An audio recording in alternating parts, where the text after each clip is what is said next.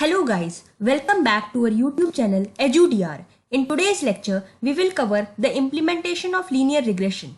Before that, don't forget to press the bell icon to get the recent updates. In the previous lecture, I have already explained what is regression and I have covered with its 5 assumptions.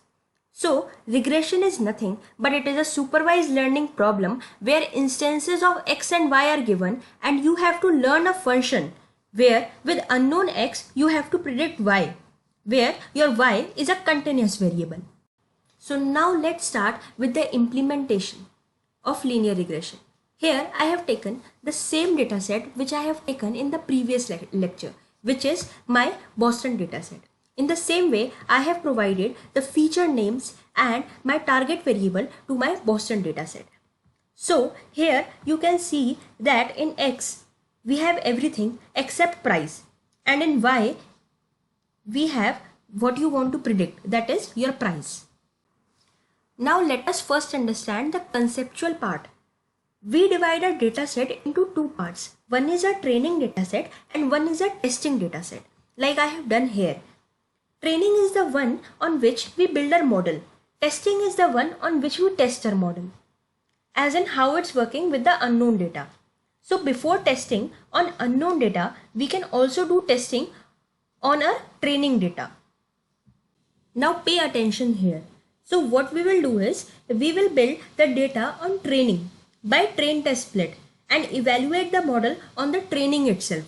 This is because if the model is built upon the training dataset and if you are evaluating on the basis of training, you will get to know how it's working on the same dataset on which you have built your model. So what we do here is, after doing the train test split, what we do, we build a model, that is a linear regression, and we pass x train and y train by the fit command to fit and train our model. Based on your fitting, it will derive some of the parameters. Once you have your parameters, then you will evaluate it, whether it's working good or not. For a new dataset, in this case we have our new dataset in the training only, that is our X test. Based upon the parameters driven from the X train and the Y train, it will predict the value of Y. Let's say this as Y pred. See, all you need to understand here is that for the X train you have your Y train values and for your X test you have your Y test values. What you do here is, you build a model on the X train and Y train. With that you get some parameters. So you fit that parameters into your X test to get your predicted Y value, which I have named here as Y pred. Now these are my actual values of X test. So we compare the actual values with our predicted values. In this case, to get the accuracy, we will calculate the Y test with our Y pred. We will compare these two.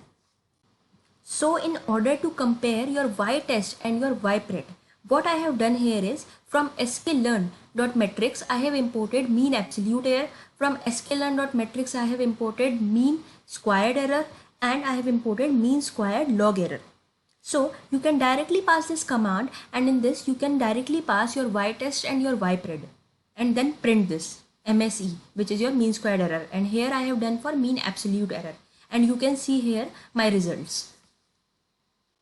So I hope now you guys have understood that how you will test your linear regression model.